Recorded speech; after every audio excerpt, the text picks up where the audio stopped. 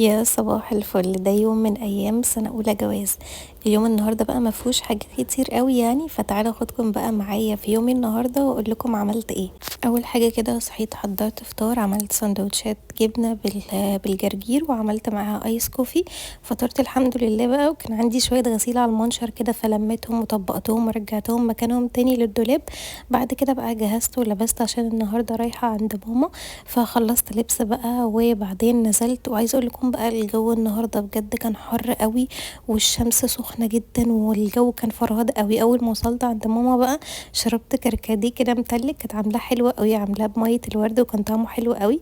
كانت عامله كمان ملوخيه وعامله لنا بقى رز بالشعريه وعامله لنا شوربه وفراخ محمره. وبجد انا الاكله دي كانت وحشاني جدا لان انا في البيت مش بعمل الاكلات اللي بتكون تقيله دي، فبجد كان حلو قوي. بعد الغدا بقى عملنا كوبايتين شاي كده حلوين وقعدنا نشربهم بقى، وعلى بالليل كده نزلنا بقى عشان نروح. بس الاول كنت رايحه فتح الله عشان كنت عايزه اشتري كام حاجه كده. وصلنا فتح الله بقى وبجد كان زحمه قوي، الناس كلها كانت فوق بعض. اشتريت بقى الحاجات اللي كنت عايزاها والخضار والحاجه. خلصنا بقى وروحنا البيت وبجد كنت مفرهده جدا. اشتريت بقى مكرونات وكمان اشتريت كركديه علشان الكركديه اللي عندي قرب يخلص. واشتريت بقى شويه حاجات تانية كده، تعالوا اوريها لكم. اول حاجه اشتريتها الشوكولاته دي علشان عايزه اعمل كوكيز وهاخدكم معايا في الطريقه وانا بعمله. اشتريت كمان لبن بودره عشان عايزه اعمل حليب مكثف محلى، برضو هقول لكم الطريقه وانا بعمله. اشتريت كمان عجوه علشان عايزه اعمل بيها برضو معمول. واشتريت بقى كرنب احمر للسلطه.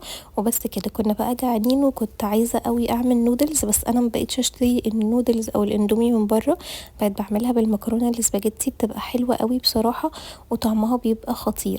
اول حاجه بسلق المكرونه، بعد كده بنزل بالخضار اشوحه كده تشويحه، بصل على فلفل على طماطم، بعد كده بحط عليهم النودلز، بحط عليهم شويه بهارات وبس كده. طريقه النودلز دي بقى خطيره وبجد بعملها بتبقى طعمها حلو قوي واحلى من النودلز كمان بتاعت بره. بعد كده بقى عملت عصير مانجا باللبن، وكنت خلاص بقى فرهدت ومش قادره فشربت العصير وبس كده. يومنا خلص، استنوني في فلوج جديد واشوفكم على خير، باي.